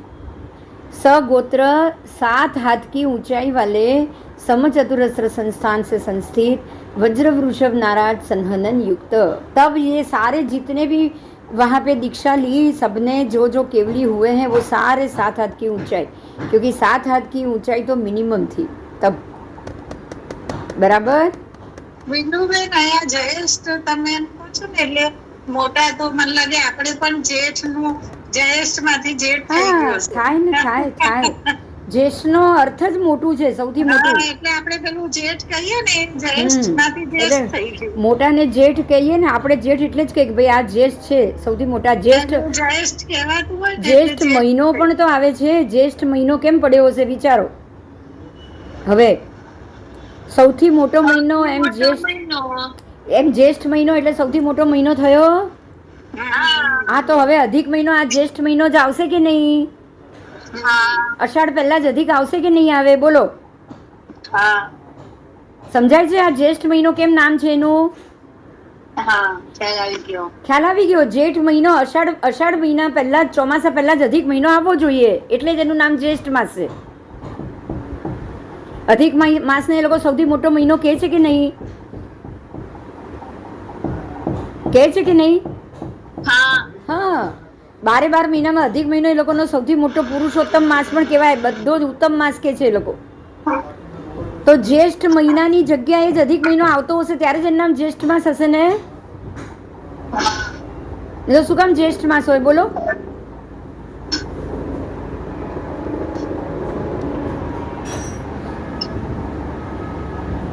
ચાલ,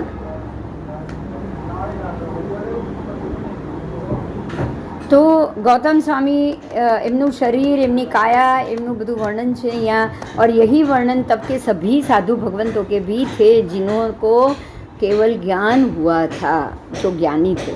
तो कसौटी पर खचित स्वर्ण रेखा के समान गौर वर्ण। आप अगर कसौटी का काला पत्थर लो और सोने की से एक रेखा खींचो, बोलो वो रेखा कैसी चमकेगी? कभी कभी किया है क्या कसौटी का परीक्षण आपने किया है? हाँ हाँ, तो अभी वो बोलो कि वो सोने की एक सादी रेखा सोने से खींच रहे हो, वो कैसी चमकती है, बोलो।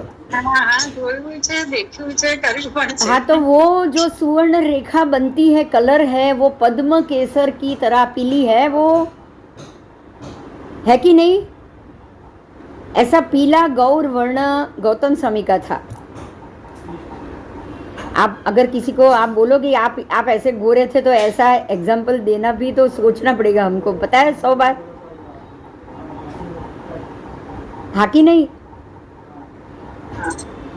उग्र तपस्वी थे, दीप्त तपस्वी थे, उग्र भी थे और दीप्त भी थे। उग्र हो तपस्या उग्र करने के बावजूद वो बहुत शांत थे, दीप्त थे।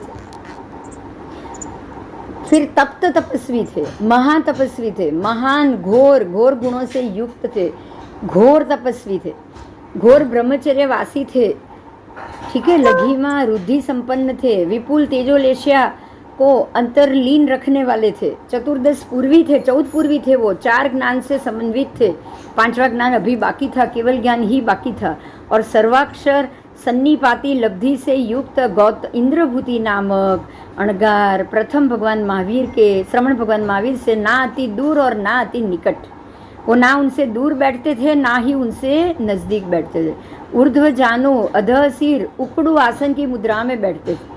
उकड़ू यानी कि कुकड़े की आसन की मुद्रा में वो बैठते थे और ध्यान कोष्ठ में लीन होकर संयम और तप से अपने आप को भाषित कर रहे थे। तो ये भी गौतम स्वामी का भी इतना बढ़िया वर्णन दिया हुआ है, बराबर।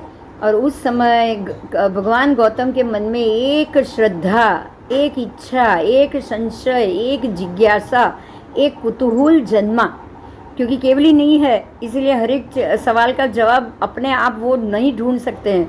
तो जब भी कोई सवाल होगा तो वो कुतूहल होगा, तो वो सीधा परमात्मा से ही सवाल करते थे।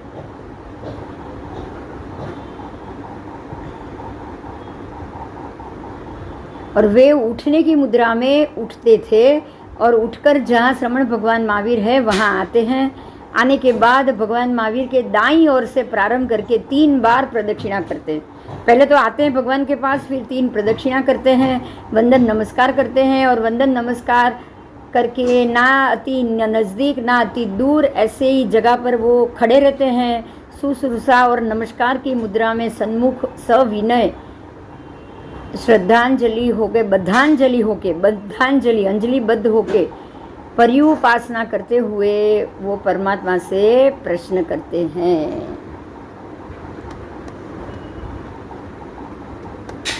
पूछते हैं, भंते, देखो यहाँ जो कैसे लिखा है, देखो, भंते क्या चलमान चलित, उदीर्यमान उदीरित, वेद्यमान वेदित, प्रहीयमान प्रहीण, और छिद्यमान छिन्न, भिद्यमान भिन्न, दह्यमान दग्ध, म्रियमाण मृत, निर्जयमान निर्जीर्ण होता है।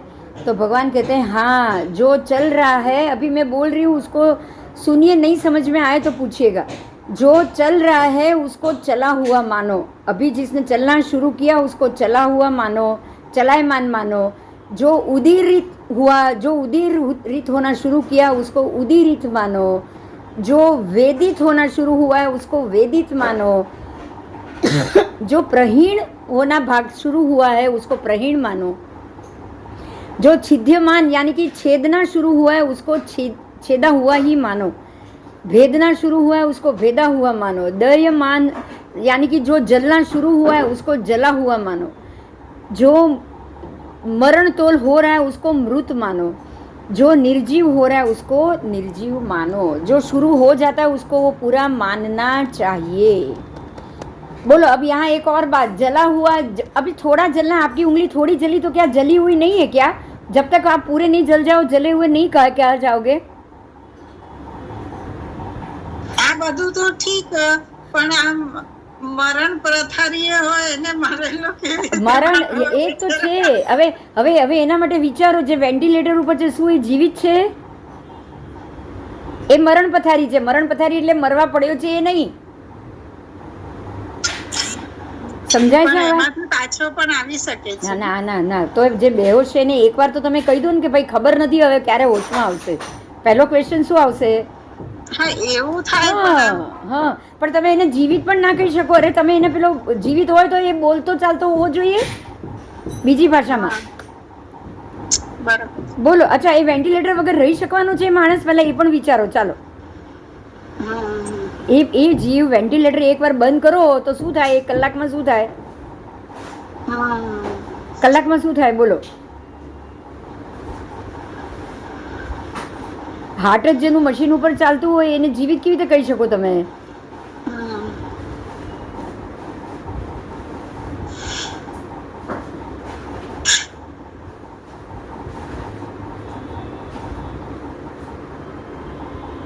વિદ્યમાન એસે એવી રીતે ભેદાઈ ગયું હોય. આમ કમળની કણીઓને તમે આમ ભેદી લીધું તો ભેદવાનું પહેલું ભેદાયું, બીજું ભેદાય, ત્રીજી ભેદાઈ, તો ભેદવાની શરૂઆત થઈ ગઈ કે નહીં? વાત સાચી જ છે અને સમજવી પડે. બરાબર. આ 10 ને એવું માનવાનું છે. ખાલી ચાલ્યું એટલે ચાલતું માનવું છે એવું નથી. આજ જો તને નવી વાત મળી કે નહીં? હા, તો અત્યાર સુધી આપણે ખાલી ચાલ્યું ને ચાલતું માનતા હતા. આપણે એક જ સ્ટોરી સમજતા હતા. અને ઓલું આસન વિછાવવાનું એના રીતે કે કામની શરૂઆત કે ઘરથી મુંબઈ જવા નીકળ્યા તો કોઈ એમ કે છે તો મુંબઈ ગયા, ઘરે કોઈ આવે તો. હા, પણ આ મરતાનું મને જરા હા ના રહેતા નહીં. એટલે દરેકમાં તને આવશે જ વિચાર, આવશે જ. હવે આ બધું વિચારવાનું જ છે. હજી તો પ્રહીણ માણ મતલબ કે હજી તમે નાવમાં ચડ્યા છો તો તમે પહોંચી ગયા. પ્રહીણ એટલે શું? કે નાવમાં ચડવું. તો ચડ્યા છો. શાના માટે ચડ્યા છો? તમે આ જગ્યા આ કિનારો છોડી દીધો. ભલે તમે સામે નથી પહોંચ્યા પણ તમે મધદરીએ તો કહેવાવ કે નહીં? પ્રહીણમાં તો કહેવાવ કે નહીં? તમે એમ કહો કે હજી આ ચડ્યા જ નથી, એ તો શક્ય નથી ને. નાવમાં બેઠા નથી, એ તો શક્ય નથી ને. તમે ટ્રેનમાં બેસી ગયા છો. પ્રહીણનો અર્થ બધો થયો. ટ્રેનમાં બેસવાનું પણ થયું. તમે ટ્રેનમાં તમે એમ કહો કે હજી ટ્રેનમાં બેઠી છું, પહોંચીશ ત્યારે કહીશ કે હું મુંબઈ પહોંચી. બોલો, એવું કહેશો?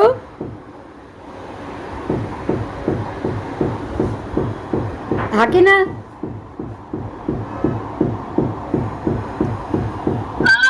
હા, એવું કહેશો જ ને.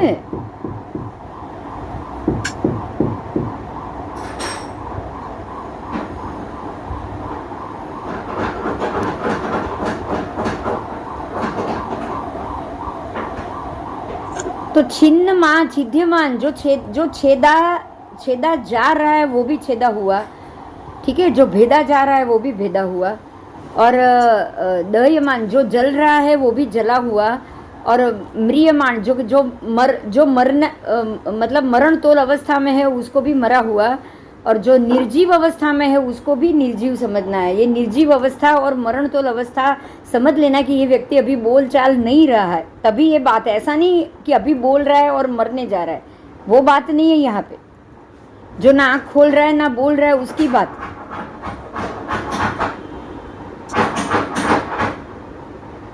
ठीक है, तो ये 5 पद व्यय पद की अपेक्षा से नाना अर्थ, बहुत अर्थ वाला है, बहुत नाना घोष और नाना व्यंजन वाले होते हैं ये 5 में. इस प्रकार से ये 10 पद बताए हैं और ये 10 पद ही आपका बहुत महत्व का होता है. अब नारकी की स्थिति आदि के पद. तो हे बंदे, नारकी के जीव की स्थिति कितने काल की है ये प्रश्न किया गया है. जगन्य से नरक के जीव 10,000 वर्ष और उत्कृष्ट से 33 सागरोपम की स्थिति बताई गई है. 10,000 वर्ष कौन सी नारकी की?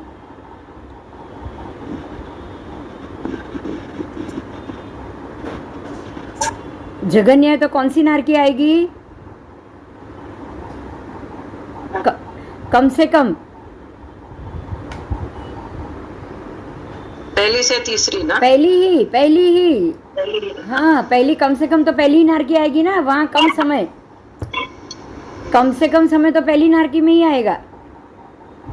और सबसे अधिक उत्कृष्ट वो कौन सी नारकी में आएगा? 7वीं में आएगा. वो 7वीं में आएगा.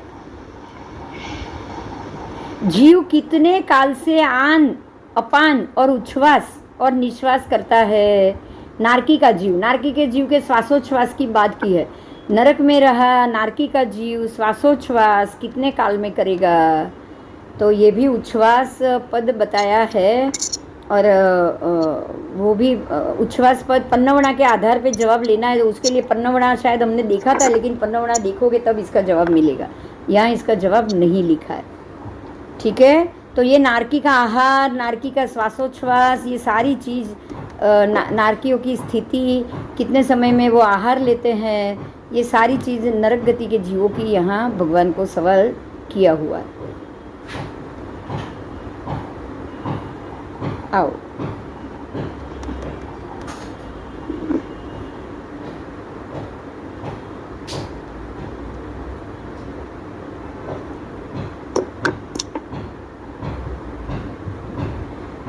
बोलो।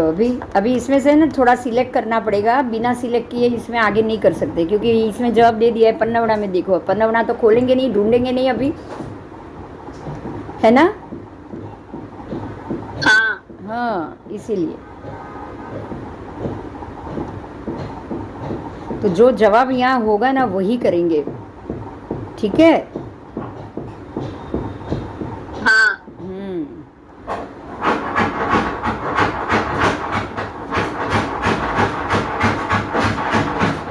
यहाँ नारकी के जीवों के पुद्गलों का भेदन बताया है। उनके पुद्गलों का भेदन तो वो दो प्रकार से होता है, अणु भेदन भी होता है और बादर भेदन भी होता है। और पुद्गलों का चय भी होता है, वो भी दो प्रकार से है। उनका चय उपचय होना। हाँ दे देते, एक मिनट। हाँ बोलो। નારકીના પૂતગલીના સમજાણું, નારકીના તો જીવોનું શરીર હોય છે ને, પૂતગલ હા, તો કેવી રીતે શરીર એટલે સમજવું? પૂતગલ એ જ તો શરીર, આપણે પૂતગલ અસ્થિકાય જ બોલીએ ને, આપણા શરીરને શું બોલીએ? અચ્છા અચ્છા, નારકીના શરીરને જ પૂતગલ બોલી હા, શરીર જ પૂતગલ, જીવોના પૂતગલ એ જ થયા ને। પૂતગલ એટલે શું? તો કે જે શરીરની અંદર જીવ બંધાઈને રહ્યો છે એ પૂતગલ। ઓકે, તો એના જે ભાગ કરીએ જ્યારે એ લોકોને મારે ઘારે તો બે ભાગ થાય, પરવું જેવું હોય ને। હા, એટલે પાછું જોઈન થઈ જાય। હા, તો એના માટે વૈક્રિય છે તમે એ લોકોનું। હા, એ લોકોના શરીર વૈક્રિય હોય છે। તો એની વર્ગણામાં તો આજે કોઈનું પણ શરીર બે જ હોય ને પૂતગલ। આપણે પણ એક પરમાણુ ફિર બે ભેગા થાય એટલે અણુ, આપણે બધું જ હશે ને આપણા શરીરમાં પણ। આટલા મોટા 5-7 હાથના શરીરની અંદર નાની નાની કણીઓ ભેગી થઈને જ મોટું બને ને। એટલે અણુ તો બધામાં જ હોય, દરેક પૂતગલના અણુ તો દરેક જીવના શરીરમાં તો અણુ હોય ને હોય જ। એ પારો ભેગો થાય જુદું છે, એ શરીર પારા જેવું, પણ એમાંય અણુ તો હોય કે નહીં? નાના નાના અણુ ભેગા થઈને પરમાણુ ભેગા થઈને અણુ બને છે કે નથી બનતું? હોય ને એના પણ જેટલા ટુકડા કરો એટલા જીવ થઈ જાય। હા,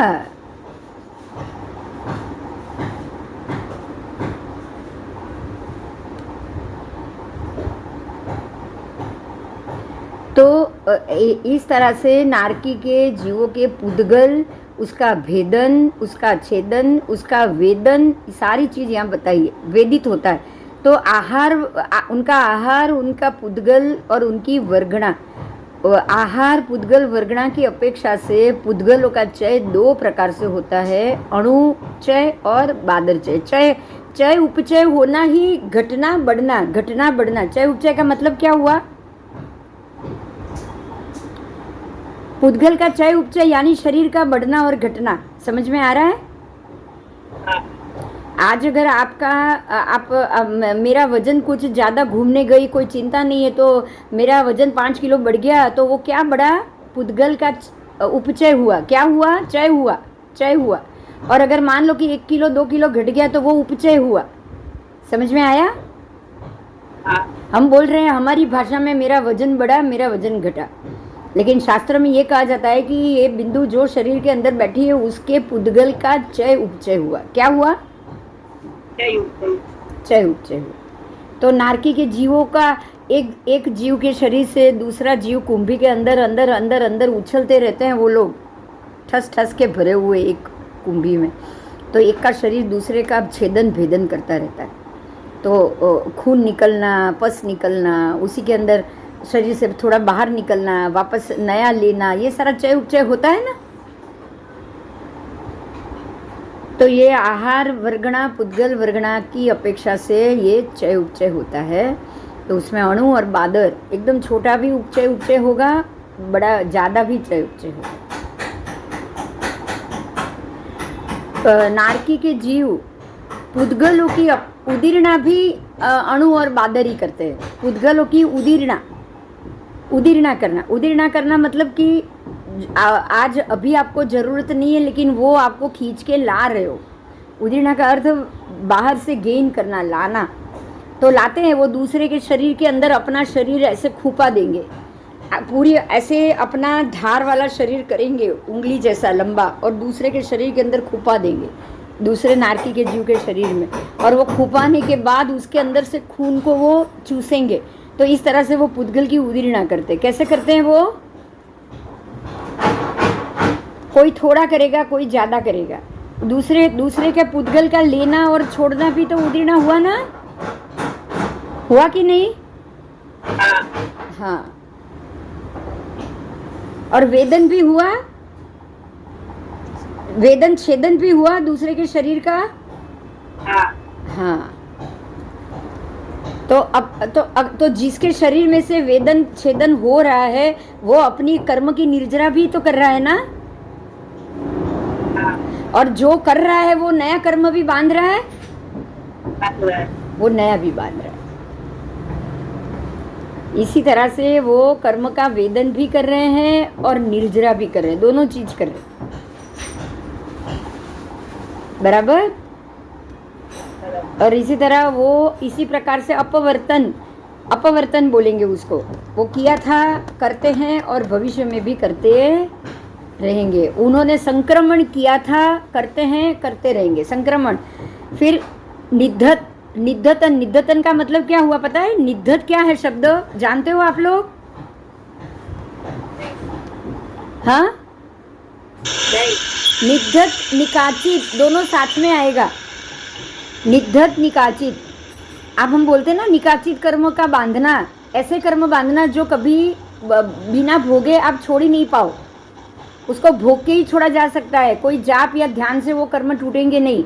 उसको निद्धत बोला जाता है। निद्धत आयु के सारे। हाँ, निद्धत शब्द पहला આવ્યો છે। નિद्धत आयु, हाँ, નિद्धत आयु આવ્યો છે, જો તમને ખ્યાલ હોય તો।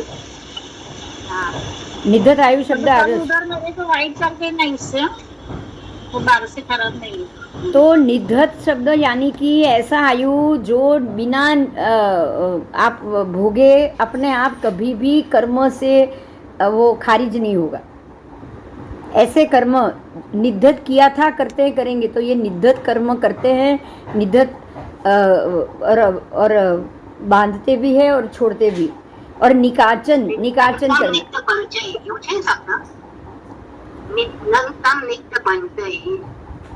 सो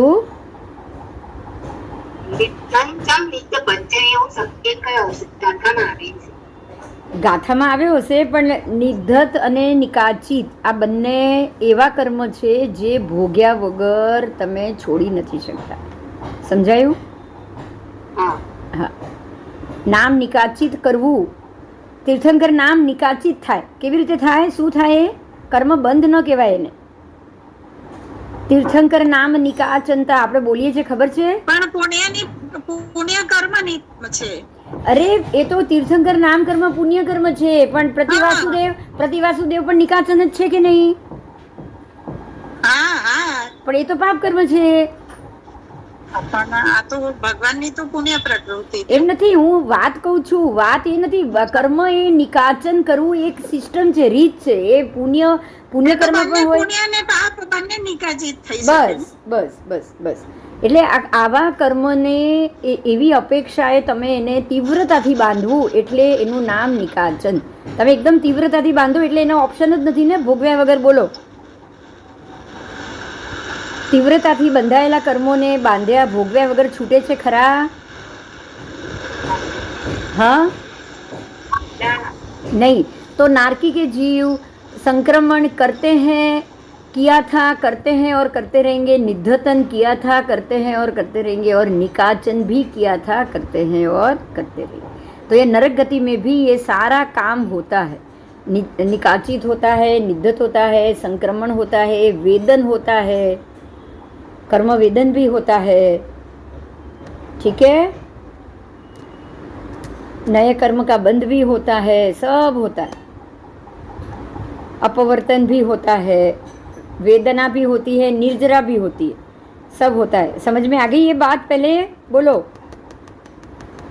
ऐसा नहीं है कि वहाँ जाने के बाद कोई जो है वो भोगना ही है, नया कर्मबंध नहीं होगा। वहाँ बैठ के जिसको मारोगे कूटोगे तो वो तो वहाँ का तो कर्मबंध आपको करना होगा कि नहीं होगा? होगा। जीव किधर भी बैठे हुए जो कर्म करेगा उसको वो भोगना तो होगा ही होगा।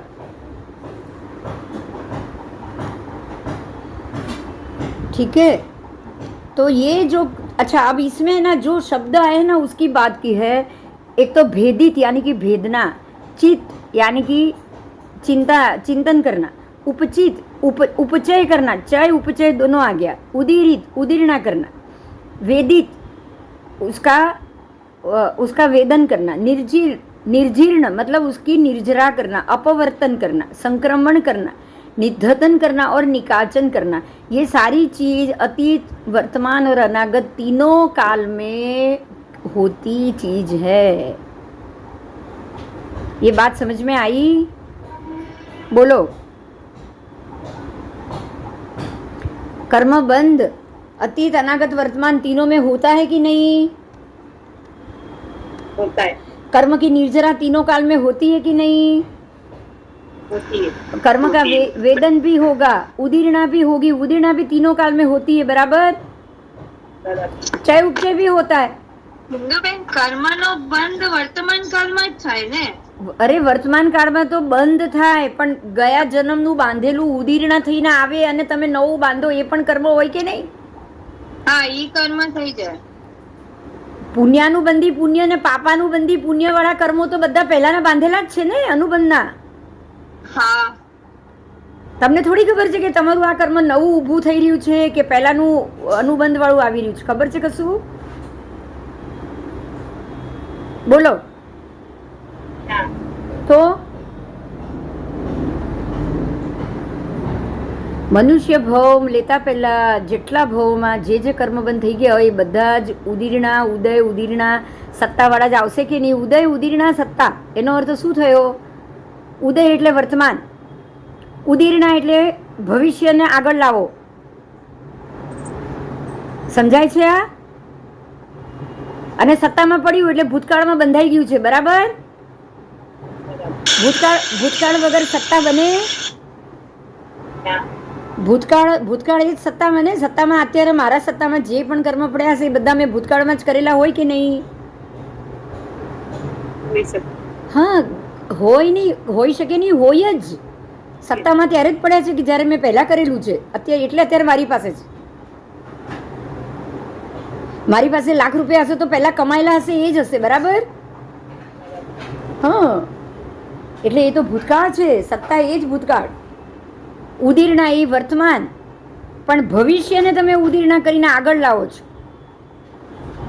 સમજાયું? અને બંધ પડ્યો એ હવે ક્યારે આવશે? આજે આવશે? ભવિષ્યમાં આવશે. તો બંધ, ઉદય, ઉદીર્ણા, સત્તાની અંદર જ તમારું ભૂત, ભવિષ્ય, વર્તમાન આવી ગયું. પરમાત્મા એ જ કહે છે કે આ બધી જ વસ્તુઓ ત્રણેય કાળની સાથે જ સંભવિત હોય છે. તમે એમ કહી દો કે આ ઉદીર્ણા મારી આ ભાવમાં આવી, ઉદીર્ણા પતી ગઈ એટલે હવે નવો કર્મબંધ તો થાય જ નહીં, મેં બધો પૂરો કરી દીધો છે, તો એ સંભવ નથી. સમજાય છે?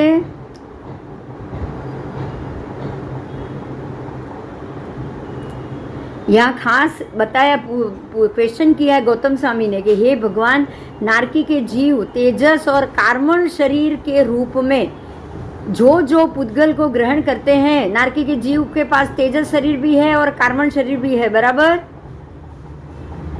तो वो शरीर के रूप में वो जो पुद्गल को ग्रहण करते हैं, क्या वो अतीत काल समय में ग्रहण करते हैं, वो वर्तमान में ग्रहण करते हैं या भविष्य में ग्रहण करते हैं?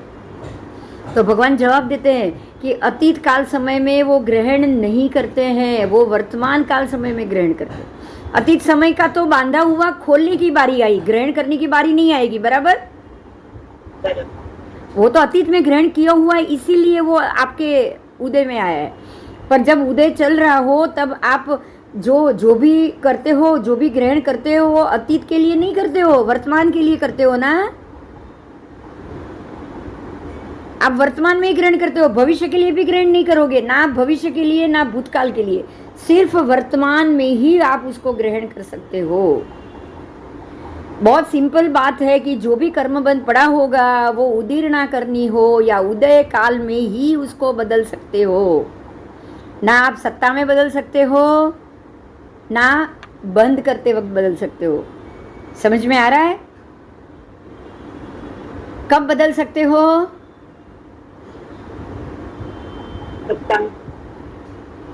जब उसका उदय चल रहा है तभी उसको बदल सकते हो ना। अशुभ समय, अशुभ पाप का उदय चल रहा है और आपको तकलीफ हो रही है, आपको कोई तकलीफ दे रहा है, आपको कोई मार रहा है, आपको कोई पीट रहा है, आपको कोई खाना नहीं दे रहा है, तो अशुभ उदय चल रहा है तभी ना, तभी ना वो उदय चल रहा है। इसीलिए तो अब जब ये उदय चल रहा है तो उस समय आपको, आप क्या ग्रहण कर रहे हो, आप जो भी ग्रहण कर रहे हो उसी समय ग्रहण कर सकते हो ना। अगर शांति भी ग्रहण करनी है तो इसी समय करोगे, और क्रोध भी ग्रहण करना होगा तो भी इसी समय कर सकोगे, बराबर? ना भूतकाल में ना भविष्य में। बहुत अच्छा समझा है भगवान ने। जो भी बदलाव लाना है, जो भी कर्म बंध से अगर बचना है तो सिर्फ वर्तमान में ही आप उसको बदल सकोगे, ना कभी भूतकाल में बदल पाओगे ना भविष्य में बदल पाओगे। बात समझ में आ गई आपको?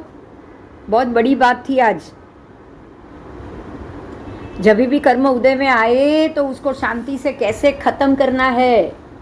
वर्तमान में आपको शांति और समाधि ग्रहण करनी ही पड़ेगी, अगर नहीं करोगे तो नहीं हो पाएगा। समझ में आ रहा है? हाँ, इसीलिए वर्तमान को सबसे ज्यादा महत्व दिया गया है। किसको? सभी महात्मा बोलेंगे एक ही बात, वर्तमान जोग। आप कुछ भी पूछोगे, बोलोगे या देने की बात करोगे तो क्या बोलेंगे? वर्तमान जोग। क्यों? अगर वर्तमान में जरूर होगी तो मैं बताऊंगा। समझ में आ रहा है?